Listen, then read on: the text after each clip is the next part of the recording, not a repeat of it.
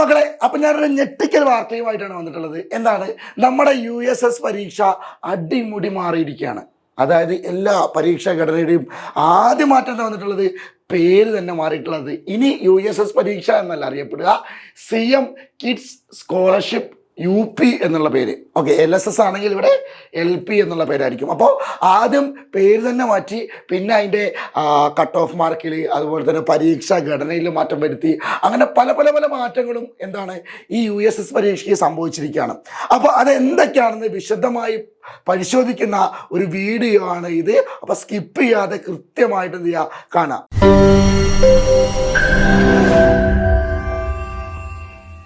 മാറ്റങ്ങളിലേക്ക് പോകുകയാണെങ്കിൽ ആദ്യം മാറ്റമല്ല പറയുന്നത്, പരീക്ഷ ഡേറ്റ് വന്നിട്ടുണ്ട്.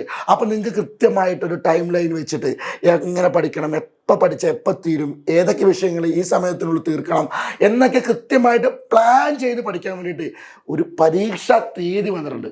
അപ്പോൾ നിങ്ങൾക്ക് കറക്റ്റായിട്ട് കട്ടൊക്കെ ഇങ്ങനെ സിലബസൊക്കെ വെച്ച് കറക്റ്റായിട്ട് പ്ലാൻ ചെയ്ത് പഠിക്കാൻ സമയം വന്നിട്ടുണ്ട്. എന്താണ്?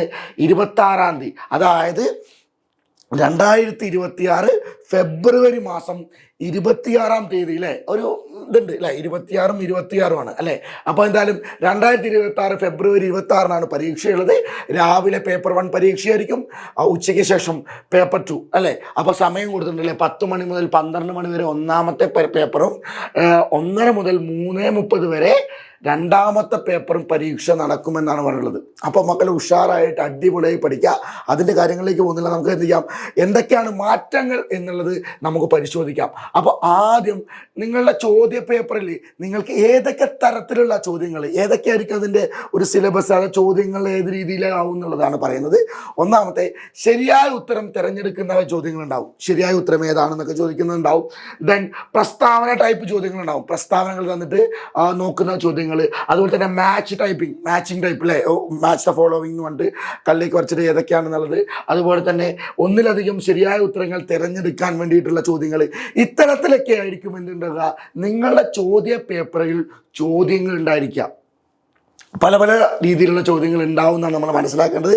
അപ്പോൾ ചെറുതായിട്ട് രീതിയിൽ മുൻവർഷത്തെ പോലെയല്ല, കുറച്ചും കൂടി എന്താണ് ഡിഫറൻസ് ഇതിൽ എന്തായാലും ഇത്തരത്തിലുള്ള ചോദ്യങ്ങൾ വരുമ്പോൾ ചെയ്യും. അതിനുള്ള കാര്യങ്ങളൊക്കെ നിങ്ങൾക്ക് പറഞ്ഞു തരും, എങ്ങനെയാണ്, എന്തൊക്കെയാണ് ഇത് ഓരോന്നുള്ളതൊക്കെ നിങ്ങൾക്ക് വരും ക്ലാസ്സുകളിലൂടെ, സ്കൂളിൻ്റെ ക്ലാസ്സസിലൂടെ നിങ്ങൾക്ക് അതൊക്കെ മനസ്സിലാക്കി തരുന്നതാണ് കേട്ടോ. അപ്പോൾ നിങ്ങൾ പേടിക്കൊന്നും വേണ്ട.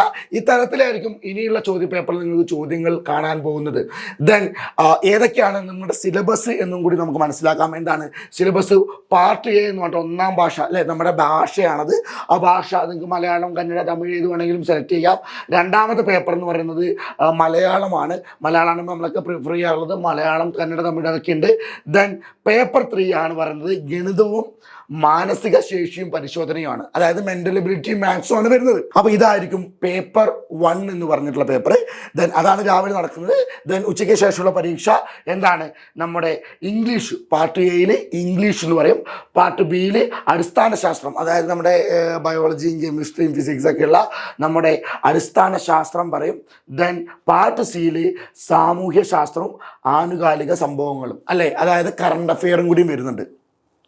കറണ്ട് അഫെയറും സാമൂഹിക ശാസ്ത്രമാണ്. അപ്പോൾ ഇതിൻ്റെ നിങ്ങൾക്ക് ഉണ്ടാവും ഇത് എത്ര മാർക്കിനാണ്, എങ്ങനെയാണ് ചോദിക്കാനുള്ളത്. അതും ഞാൻ പറഞ്ഞുതരാം. അത് ഞാൻ സെറ്റാക്കിയിട്ടുണ്ട്.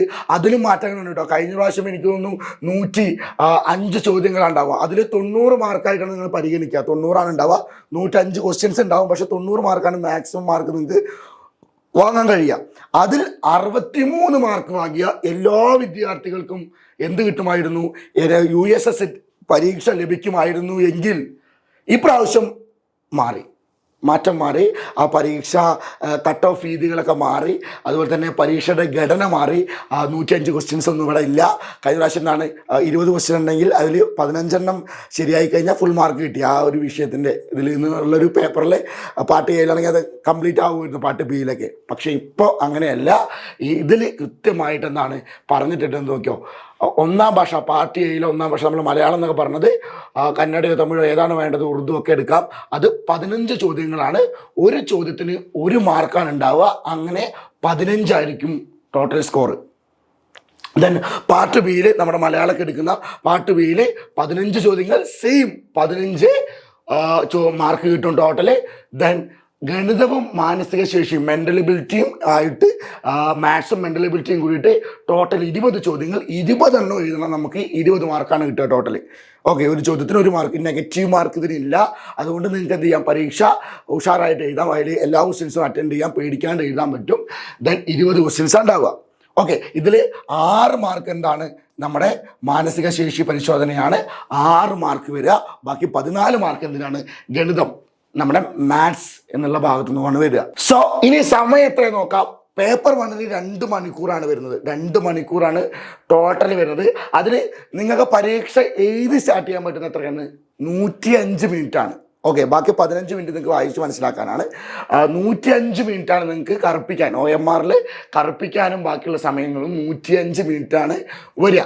ഓക്കെ, അങ്ങനെ 120 മിനിറ്റ് 15 മിനിറ്റ് അതും കൂടി കൂട്ടിയാൽ 120 മിനിറ്റ്, അതായത് 2 മണിക്കൂർ.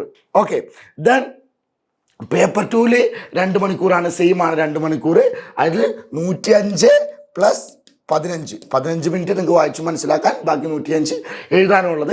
അതിൽ പേപ്പർ 1 ആയിട്ടുള്ള ഇംഗ്ലീഷിന് 15 മാർക്കാണ് ഉണ്ടാവുക. 15 ചോദ്യങ്ങളാണ് ഉണ്ടാവുക, അതിന് 15 മാർക്ക്. ഓക്കെ, ദെൻ അടിസ്ഥാന ശാസ്ത്രത്തിൽ 15 മാർക്കിന്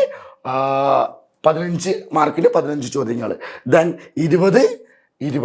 ഓക്കെ, അങ്ങനെ ഇവിടെ പേപ്പർ 1നും 50 മാർക്ക്, നമ്മുടെ പേപ്പർ 2നും ടോട്ടൽ 50 മാർക്ക്.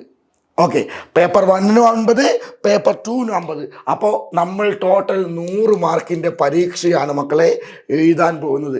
100 മാർക്കിൻ്റെ. മുൻപ് അങ്ങനെ ആയിരുന്നില്ല. മുമ്പ് 90 മാർക്കായിരുന്നെങ്കിൽ USS മാറി, USSൽ മാറ്റം വന്നു, 100 മാർക്കിനായി. ഇതായിരിക്കും ഇനിയാണ് കോമ്പറ്റീറ്റീവ് എക്സാം ആവാൻ പോകുന്നത്. നമ്മുടെ USS എന്നറിയപ്പെടുന്ന, പണ്ട് USS എന്ന, എന്നാൽ ഇപ്പം മാറിയ ഈ പരീക്ഷ ശരിക്കും കോമ്പറ്റീറ്റീവ് ആവാൻ പോകുന്നത് ഇനിയാണ്. കാരണം മുൻപ് 63 മാർക്ക് നേടിയിട്ടുള്ള എല്ലാ ആളുകൾക്കും നിങ്ങൾക്ക് USS പരീക്ഷ ലഭിക്കുമായിരുന്നുവെങ്കിൽ ഇനി അങ്ങനെയല്ല. ഗവൺമെൻറ് പറയുന്നു, ഇതാ സർക്കാർ ഉത്തരവ് പ്രകാരം സ്കോളർഷിപ്പിന് അർഹത നേടാൻ ലഭിക്കേണ്ട സ്കോർ മൂല്യനിർണ്ണയത്തിന് ശേഷം പൊതുവിദ്യാഭ്യാസ ഡയറക്ടറുടെ അധ്യക്ഷതയിലുള്ള പരീക്ഷാ ബോർഡ് നിശ്ചയിക്കുന്നതാണ്. അതായത് ഒരു കട്ട് ഓഫ് മാർക്ക് ഉണ്ടാവും. PSC പരീക്ഷകളിലും NMMS പരീക്ഷകളിലൊക്കെ പോലുള്ള ഒരു കട്ട് ഓഫ്, അതായത് ഏറ്റവും കൂടുതൽ മാർക്ക് വാങ്ങുന്ന നിശ്ചിത എണ്ണം കുട്ടികൾക്ക് എന്നൊരു കട്ട് ഓഫ് മാർക്ക് വയ്ക്കും. അവിടെ നിന്നുള്ള കുട്ടികളാണ് അവരെടുക്കുക. മുൻകൂട്ടി 63 മാർക്കെന്നോ അങ്ങനെയുള്ള മാർക്കല്ല ഇനി ഉണ്ടാവുക. ഇനി ഗവൺമെൻറ് പറയും ഇത്രയും കുട്ടികളെ നമുക്ക് എടുക്കാം എന്ന് പറഞ്ഞിട്ട് എന്ത് ചെയ്യും, ആ കട്ട് ഓഫിൽ വേറൊന്നുണ്ട്. സെയിം മാർക്ക് ഇപ്പോൾ ഒരു 300 കുട്ടികളെ എടുക്കാമെന്ന് പറഞ്ഞു. അതിൽ ഏറ്റവും അവസാന മാർക്കുള്ള ഒരു 5 ആളുണ്ട്. അപ്പോൾ അവരെ എല്ലാവരും എടുത്താൽ 305 ആവും. എന്നാൽ 300 പേരെ എടുക്കുള്ളൂ. അങ്ങനെ വരുമ്പോൾ ഗണിതത്തിൻ്റെ മാർക്ക് ആർക്കാണോ കൂടുതലുള്ളത് അവരൊക്കെയാണ് കൂടുതൽ ചാൻസ് ഉള്ളത് എന്നും കൂടി പറയുന്നുണ്ട് നോട്ടിഫിക്കേഷനിൽ. അത് ഏറ്റവും അവസാന മാർക്കുള്ളവർക്കാണ്. നമ്മുടെ മക്കളൊക്കെ അടിപൊളിയായി പഠിക്കുന്നതുകൊണ്ട്, അടിപൊളിയായി കോച്ചിങ് കിട്ടുന്നത് കൊണ്ട് അങ്ങനെയുള്ള മാർക്കല്ല, അതിന് മേലെ മാർക്ക് ഉണ്ടാകുന്നത് നമുക്കറിയാം. അപ്പോൾ എന്തായാലും മക്കളെ, ഇതൊക്കെയാണ് മെയിനായിട്ടുള്ള മാറ്റങ്ങൾ. മെയിനല്ല, ടോപ്പ് മാറ്റങ്ങളാണ്, വലിയ മാറ്റങ്ങളാണ്. കാരണം നമ്മൾ മുമ്പ് എന്ന് പറഞ്ഞാൽ ഒരു 63 മാർക്കിന് വേണ്ടിയിട്ട് ഇതിനൊക്കെ മാർക്ക് കിട്ടിയിട്ട് സെറ്റ് ചെയ്ത് പഠിക്കാമെന്ന് പറയുകയാണെങ്കിൽ ഇനി അങ്ങനെയല്ല.